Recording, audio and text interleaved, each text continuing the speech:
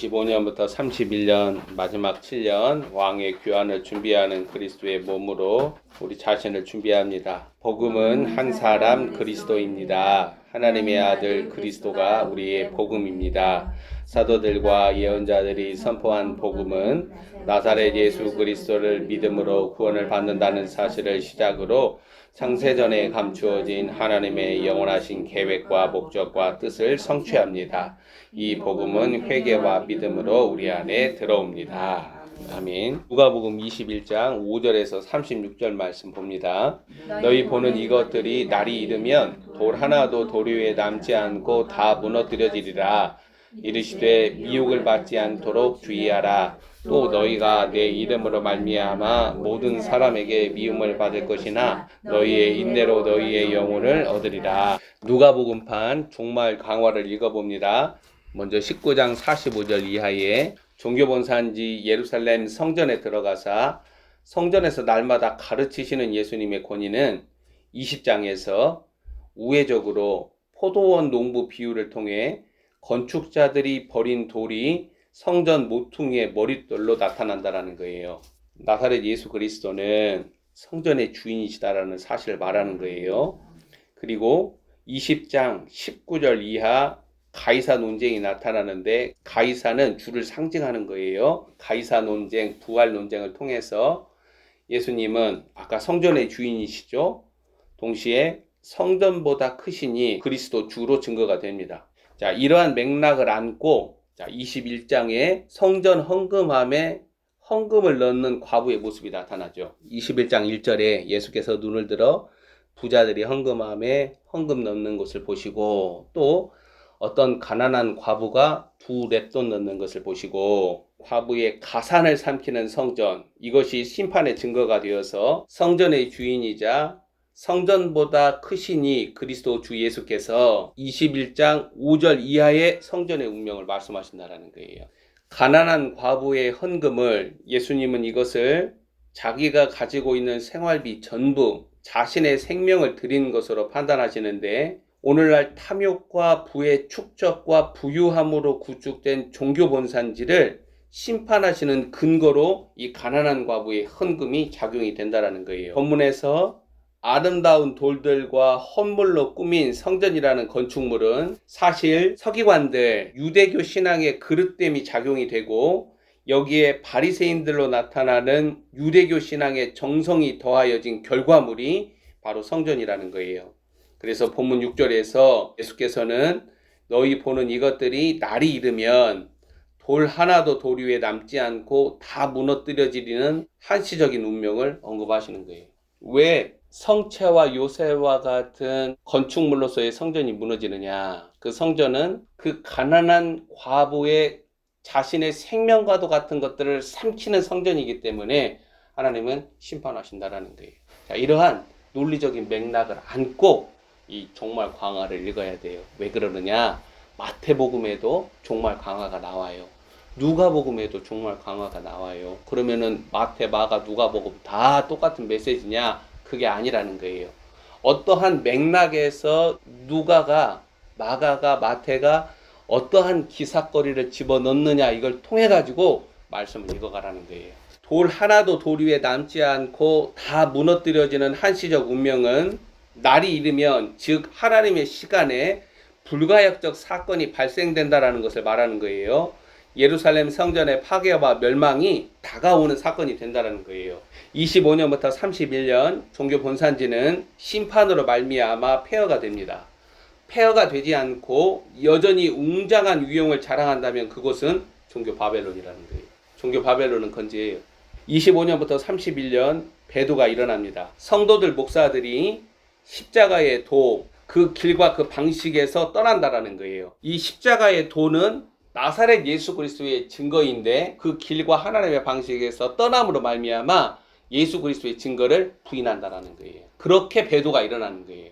이들은 가인의 길을 걷습니다. 본문 6절의 증거로 인하여서 성전의 화려함과 웅장함에 사로잡힌 어떤 사람들은 즉시 그 관심을 돌이켜서 때와 징조를 예수님께 묻습니다. 이제 성전 건축물은 그들에게 관심사가 아니죠. 다가오는 성전 파괴와 멸망이라는 사건이 중요하다라는 거예요. 어느 때에 이런 일이 일어나는가, 이런 일이 일어나려 할 때에 무슨 징조가 있는가는 아래 세상에서 토목공사 건축물로 드러난 성전들을 겨냥하고 있습니다. 세계적으로 유명한 대한민국 내 세워진 요새와 성체 같은 건축물 성전은 때와 징조라는 공신력 있는 표적으로 말미암아 날림 공사에 불과하고 가건물에 지나지 않음이 드러난다는 거예요. 본문 8절 이하에 예수 그리스도의 계시가 나타나는데, 당시 예루살렘 성전의 운명을 지나서 마지막 때 이스라엘이 전쟁 가운데 일으키는 제3성전도 겨냥하고 있습니다. 저 그리스도의 등극식을 마련하는 제3성전은 주 예수 그리스도의 재림과 관련하여 지구적인 미혹과 속임의 역사로 작용합니다. 성전 파괴와 멸망은 성전을 떠받치는 신학이 심판당한다는 거예요. 그 신앙이 붕괴하고 심판당함을 말하는 거예요. 건축물을 성전이라고 말하며 성도들의 예배당 중심의 신앙과 목사들의 신학이 심판당한다는 말이에요. 마지막 때 신학은 하나님의 비밀 그리스도밖에 없어요. 그리고 마지막 때 신앙은 제자도 신앙, 이동식 성소로서 주의 길을 걷는 경건밖에 없어요. 그래서 이 마지막 때 구원받는 자들은 남녀노소 그 하나도 빠짐없이 전부 십자가의 길로 오르는 거예요. 주님이 십자가의 길 통하여서 예수 그리스도의 증거를 우리에게 주시는 거예요. 요한계시록 읽어보세요. 예수의 피와 예수의 증거로 이기잖아요. 용과 짐승을. 그 예수 그리스도의 피, 예수 그리스도의 증거는 십자가의 길밖에 없어요. 영적 삼일체밖에 없어요. 8절에서 미혹을 받지 않도록 주의하라 경고하시면서 때와 징조로 내 이름으로 와서 내가 메시아라 미혹하며 때가 가까이 왔다는 자칭 하나님발 계시 주장을 경계합니다. 예수님은 그들을 따르지 말라고 명령하세요. 난리와 소요의 소문들은 이미 하나님발 계시와 예언 주장으로 안에서부터 무너지는 성도들, 목사들, 세상 사람들을 패닉과 두려움으로 삼킵니다. 예수님께서는 9절에서 끝은 곧 되지 아니한다라고 말씀합니다. 미혹은 사람을 매개로 일어나는 마귀의 역사이지만 내 안에 그리스도의 생명이 충만하게 실체로 드러나지 않은 자들, 그들이 성도든 목사들이든 이미 그 안이 어두운 상태이기 때문에 미혹하는 자들에게 자석처럼 끌려가게 된다는 거예요. 내 안에 어두운 자들은 미혹당하는 거예요. 미혹당하는 그리스도인들은 불의해요. 25년부터 31년 지구적으로 미혹과 거짓과 속임의 영들이 성도들 안에 그리스도의 생명을 잃게 하도록 역사하므로 과거 92년 다미 선교의 휴거 주장이나 메시아가 나타나셨다라는 계시와 환상이 앞으로 역대급으로 발생하게 된다는 거예요. 굉장히 중요해요. 지금 유튜브에 우후죽순 쏟아지는 임사 체험, 주의 환상과 계시 증거는 92년 버전의 업그레이드예요. 92년에 다미 선교의 휴거와 메시아가 나온다라는 그 예언과 환상과 꿈, 그 음성들은 25년부터 31년 안이 그리스도의 생명으로 어두우면 미혹으로 강하게 역사하는 거예요. 주님이 말씀하셨잖아요. 8절에 미혹을 받지 않도록 주의하라. 92년에 일어났던 일들이 다시 일어나요. 25년부터 31년까지. 그때는 책이며 어린아이며 여자며 남자이며 노인이며 다 환상과 계시와 꿈과 음성을 들었다고 이 대한민국에 얼마나 거대한 미혹으로 역사를 했어요. 그 일이 25년부터 31년 이미 그 징조가 임사체험해가지고 환상과 꿈과 계시와 음성으로 지금 유튜브를 통하여서 사람들 위해 퍼져나가고 있는 거예요. 미혹을 받지 않도록 주의하라. 돌려 말하면 내 안에 그리스도의 생명이 충만하게 드러나지 아니하고 어두우면 미혹과 속임과 거짓의 영에 다 끌려 들어가면서 마귀의 속임 안에 무너지는 거예요. 대한민국을 덮고 있는 미혹과 거짓과 속임의 영을 통하여서 주님은 반드시 성도들을 테스트하세요. 자, 끝은 곧 되지 아니한다라는 증거는 무슨 말이냐? 오직 오메가맨이신 그리스도가 하실 일들이 있음을 말하는 거예요. 마지막 때 메시아의 등장과 끝은 연결되어 있어요. 이스라엘이나 지상교회나 하나님의 테스트를 통하여서 끝에 이르게 됩니다. 10절 11절 봐보세요. 또 이르시되 민족이 민족을 나라가 나라를 대적하여 일어나겠고 곳곳에 큰 지진과 기근과 전염병이 있겠고 또 무서운 일과 하늘로부터 큰 징조들이 있으리라. 하늘과 땅 그 안에 모든 것들이 뒤흔들리는 재앙과 심판을 우리는 목격하게 됩니다. 땅이 진동된다라는 것은 땅 위에 세워진 모든 것들이 심판을 받는다라는 말이에요. 안식과 샬롬을 빼앗긴 땅에 부르짖는 소리는 땅에 사는 자들을 심판하는 행위라는 거예요. 10절과 11절은 무엇을 상상하든 그 파괴와 두려움이 실체라는 거예요. 11절 하반절에서 무서운 일들과 하늘로부터 큰 징조들 이렇게 나타나죠. 이것은 요한계시록의 증거들에서 확인됩니다. 7 나팔재앙, 7 대접재앙. 성도들은 음녀의 세력들 말고도 보이지 아니하는 영들의 공격을 당합니다. 음녀의 세력들은 땅에서 걸어다니는 사람들이에요. 이 사람들을 통하여서 2020년부터 음녀의 검은 폭풍 안에 잠식당한 대한민국은 무슨 소리냐? 그 안에 사람들이 음녀의 세력들의 검은 폭풍 안에서 미혹당했다라는 말이에요. 이상하고 엉뚱한 일들을 하죠. 그게 하나님을 위한 일이라면서. 자, 이러한 음녀의 세력 말고도 보이지 아니하는 악한 영들의 공격을 당해요. 요한계시록에 보면 무적행에서 더러운 영들이 올라와요. 또한 만들어진 하늘들과 그 안에 있는 것들이 뒤흔들려서 떨어지는 현실을 경험하게 됩니다. 무슨 소리냐? 히브리서 13장에 나타난 대로 하나님이 만드신 것은 다 흔들린다라는 거예요. 하늘의 하나님 나라도 땅의 하나님의 나라도. 오직 흔들리지 않는 것은 지어져 가는 우리 안에 하나님 나라밖에 흔들리지 않는다는 거예요. 그래서 미혹은 하늘과 땅과 그 안에 모든 것들 가운데서 지구적으로 가장 강력하게 나타납니다. 어떻게 이겨요? 어떻게 분별해요? 이미 가족들 안에서도 서로 뜻이 나누어지는데 내 안에 그리스도의 생명이 충만하게 드러나지 않고는 거짓과 속임과 미혹의 영을 이기지 못해요. 본문 12절 보면 이 모든 일 전에 내 이름으로 말미암아 너희에게 손을 대어 박해하며 회당과 옥에 넘겨주며 임금들과 집권자들 앞에 끌려가려니와 주 예수 그리스도를 믿음으로 말미암아 당하는 영광, 고난과 핍박과 환난이라는 하나님의 백성들의 운명을 말합니다. 13절 이 일이 도리어 너희에게 증거가 된다.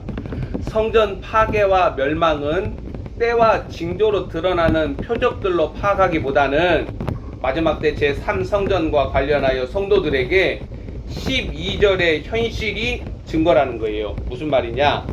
깨어있는 성도들은 끝에 이르러가는 하나님의 시간을 어떻게 파악하느냐?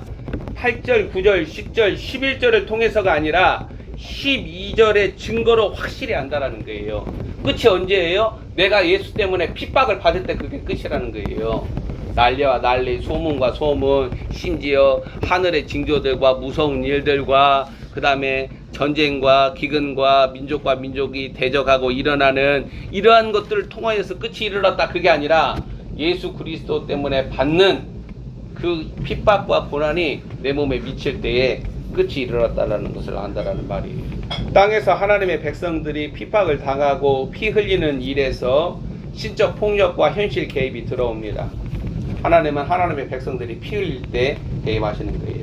하나님의 백성들이 피도 흘리지도 않았는데 하나님이 하나님의 백성들을 이런 휴거로 끌어올린다? 그런 건 없어요. 성도들은 마지막 때 그리스도 때문에 받는 고난이 자신을 우겨쌀 때 그날 끝이 이르고 있음을 안다라는 거예요. 12절부터 너희는 내 이름으로 말미암아 너희에게 이런 표현이 나오는데 주 예수 그리스도의 이름이 거하는 성도들이 당하는 핍박, 악한 세상에 넘겨지는 현실을 외면하라고 이것들로부터 달아나라고 말하는 게 미혹의 영이라는 거예요.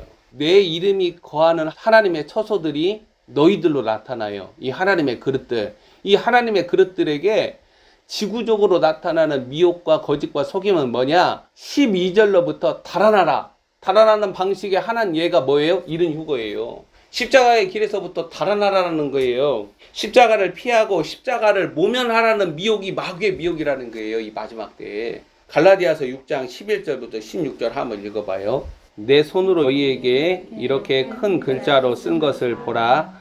무릇 육체의 모양을 내려 하는 자들이 억지로 너희에게 할례를 받게 함은 그들이 그리스도의 십자가로 말미암아 박해를 면하려 함 뿐이라. 이게 뭐예요? 미혹의 역사라는 거예요. 누가복음 21장 8절에 미혹을 받지 않도록 주의하라. 많은 사람이 내 이름으로 와서 이르되 내가 그라하며 내가 때가 가까이 왔다 하겠으나 그들을 따르지 말아라. 자, 이렇게 주님이 말씀하시잖아요. 12절 미혹의 역사를 물리치는 방식이 뭐냐? 그리스도의 십자가를 껴안는 방식이에요. 그리스도의 십자가를 온전히 껴안는 것은 누가복음 21장 12절 이 모든 일 전에 내 이름으로 말미암아 너희에게 손을 대어 박해한다. 예수님이 분명히 이렇게 말씀하셨잖아요. 갈라디아서 6장 12절 봐보세요. 육체의 모양을 내려 하는 자들, 이거 다 가인의 경건이에요. 가인의 길을 걷는 자들이에요. 이게 미혹이라는 거예요. 이러한 미혹은 그리스도의 십자가로 말미암는 박해와 환난과 고난을 피할 수 있는 모든 길을 거짓 영들이 지상교회 성도들 목사들에게 다 주는 거예요. 꿈과 환상과 음성과 계시로. 이른 휴거도 그거예요. 이른 휴거도 너희들에게는 십자가로 말미암는 박해와 핍박이 없다. 그게 이른 휴거예요. 이 거짓의 영이에요. 속임의 영이라고요. 13절 할례를 받은 그들이라도 스스로 율법은 지키지 아니하고 너희에게 할례를 받게 하려 하는 것은 그들이 너희의 육체로 자랑하려 함이라. 육은 무익하다. 하나님은 육은 무익하다라고 말씀을 하세요. 자, 14절 한번 봐보면 그러나 내게는 우리 주 예수 그리스도의 십자가 외에 결코 자랑할 것이 없다. 하나님의 종들, 마지막 때 일어나는 그리고 두 증인들 전부 다 그리스도의 십자가의 길을 걸어가요. 이러한 것이 없는 휴거는 없다라는 거예요. 그리스도로 말미암아 세상이 나를 대하여 십자가에 못 박히고 내가 또한 세상에 대하여 그러하다. 15절 할례나 무할례가 아무것도 아니로되 오직 새로 지으심을 받은 것만이 중요하다. 여기 새로운 형용사가 사용되는데 이 새로운 형용사는 오직 그리스도의 십자가의 동선을 따라가는 신앙에서 새로 지으심을 받은 새로운이라는 형용사가 나타난다는 거예요. 전도서 1장을 보면 해 아래에서 새 것이 없다. 새로운이라는 형용사가 없어요. 왜? 새로운이라는 새 이 형용사는 오직 그리스도의 생명에서만 나오기 때문에 그러는 거예요. 예수님께서는 누가복음 21장 12절 이 모든 일 전에 내 이름으로 말미암아 너희에게 손을 대어 박해한다 이 사실을 14절부터 19절로 강화시키는 거예요. 자, 12절부터 이 너희는 주 예수 그리스도의 이름이 거하는 자들이에요. 무슨 소리냐? 하나님의 처소라는 거예요. 하나님이 우리를 처소 삼으려면은 하나님이 자신의 보좌를 우리의 영에 놓는 자들이 하나님의 처소예요. 하나님의 소유된 백성들이요.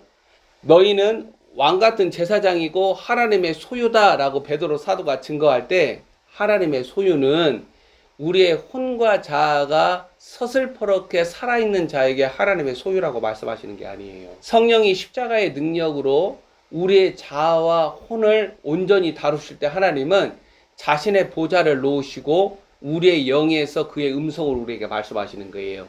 자, 이렇게 그리스도의 생명이 우리 안에 자라남으로 하나님은 우리를 자신의 처소, 자신의 집으로 삼으시는 거예요. 예를 들어서 하나님의 주소지가 한성문이라고 딱 명기가 되는 거예요. 성령님께서 누군가를 자신의 처소로 삼으실 수 없을 때에 하나님의 영은 그 위에 배회하다가 떠나가시는 거예요. 지금 12절에 너희들은 하나님의 처소가 된 자들을 말하는 거예요. 자, 16절 누가복음이 강조하는 제자도 신앙을 지닌 자들을 말하는 거예요.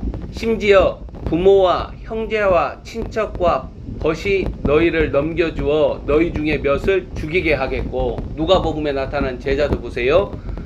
나보다 너희 부모나 너희 형제나 너희 친척이나 너희 벗이나 너희 생명을 사랑하는 자는 내게 합당하지 아니한다.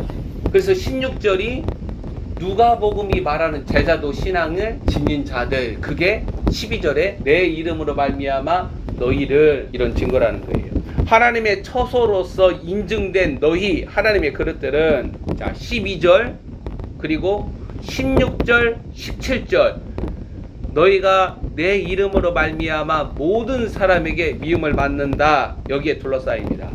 이러한 운명으로부터 벗어나라. 그래서 하나님이 너희를 일찍 끌어올리신다. 이게 다 지구적으로 나타나는 거짓과 속임과 미혹의 영들의 역사라는 거예요.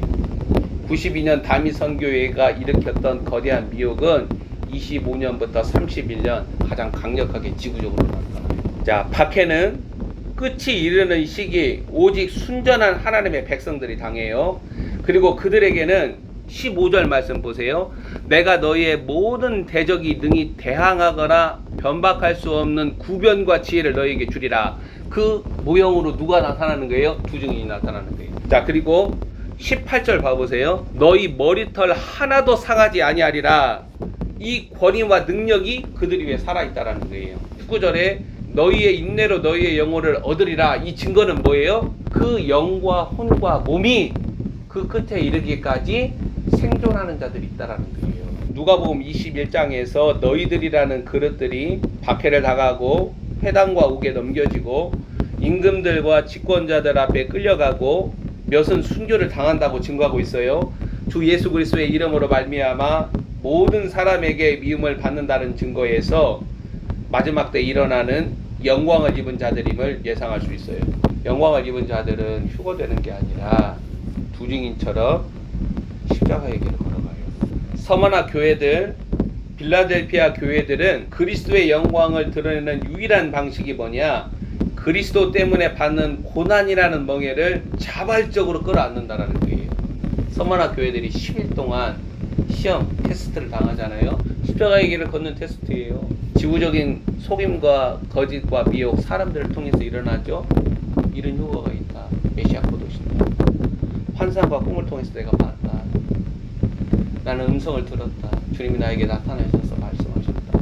갈라디아서 6장 11절 이하에 말하는 것대로 사도 바울이 십자가로 말미암은 박해를 면하게 하는 모든 일들이 거짓과 속임과 미혹의 일들의 역사랍니다. 그렇게 배도가 일어나는 거예요. 그렇게 예수의 증거가 자신 안에 없어요. 오직 십자가의 길을 걷는 자들에게 하나님은 예수의 증거를 우리에게 주셔요. 그 예수의 증거로, 예수의 피로 우리는 용과 짐승을 이기는. 예수님은 너희의 인내로 너희 영혼을 얻으리라. 너희들이라는 하나님의 그릇들 가운데 하나님의 목적과 계획과 뜻을 따라 영과 혼과 몸이 온전하게 오시는 주의 영광으로 들어가는 자들이 있음을 알 수 있어요. 이걸 요한계시록에서 영광을 입은 여자로 보여주는 거예요. 분명 12절에서 회당과 옥에 넘겨주죠. 그리고 손을 대어서 박해를 당하죠. 16절에 보니까 가족들, 친지들, 그리고 나랑 교제하는 사람들, 신앙 동료들 통해 가지고 넘김을 당하죠. 가룟 유다에 의해서 나사렛 예수 그리스도가 넘김을 당한 것처럼 똑같이 그 일이 일어나는 거예요. 그래서 그들 가운데 몇은 죽죠. 그럼에도 불구하고 18절 19절 너희 머리털 하나도 상하지 아니하는 영광을 입은 여자를 1260일 동안 하나님이 마련하신 피난처로 인도하신다라는 거예요. 그래서 19절에 너희의 영과 혼과 몸이 주가 오시는 그날까지 시므온과 안나처럼 살아서 하나님의 영광에 참여하는 거예요. 이런 흉어 당해서 하나님의 영광에 참여하는 것은 요한계시록 5장에 나타나는 죽임당하신 하나님의 어린 양, 그 사랑의 깊이와 너비와 높이와 길이로 들어가지 못한 자들이에요. 보좌에 함께 앉는 신부들은 죽임당하신 하나님의 어린 양이 걷는 그 동선을 밟아온 하나님의 그릇들을 자신의 보좌에 함께 앉히시는 거예요. 천년왕국에 들어가는 자들이요. 새 예루살렘 성에 들어가는 자예요. 그건 우리 안에 그리스도가 하시는 일이에요.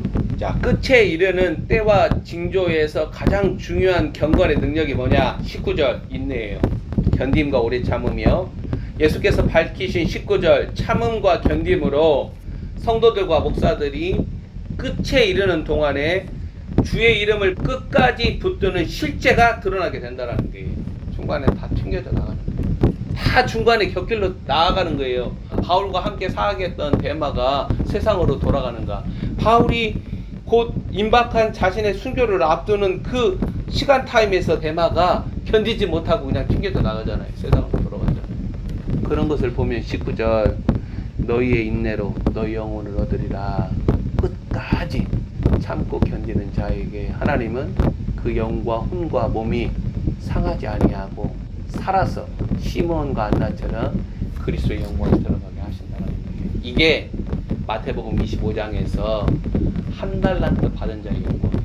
정리합시다. 우리는 끝을 드러내는 때와 징조는 땅에 거하는 자들에게 현실적이다라는 사실을 알게 됩니다. 땅을 망하게 하는 자들과 그들에게 연루된 자들이 당하는 심판이 대접 재앙입니다. 그리고 하나님의 집들은 바로 그 심판하시는 자에 의하여 키질을 당합니다. 내가 누가복음 21장에 예수님의 증거를 믿는다라는 말은 이미 예고된 시간과 사건에 현실적으로 내가 생각하고 행동하고 결정한다라는 말과 다르지 않아요. 믿음은 실제이고 그 대가는 리얼입니다. 우리가 읽은 본문은 실제 일어나는 사건들이기 때문에 나에게 어떠한 일들이 일어날 것인가 스스로 대비를 해야 한다는 거예요. 마지막 때 주가 구원하시는 자들은 본문 16절 17절의 현실을 인내와 믿음으로 십자가의 능력이라는 하나님의 보호하심과 지키심으로 돌파해 나간다는 거예요. 우리는 준비된 것만큼 견디면서 십자가의 길을 걸어가는 거예요. 그러다가 어떤 일이 발생을 하느냐. 디모데후서 아시아에서 모든 자들이 다 버렸다. 감독과 장로와 집사들부터 사도바울을 버립니다. 그러다가 대마가 동역자가 바울을 버립니다. 기도합시다.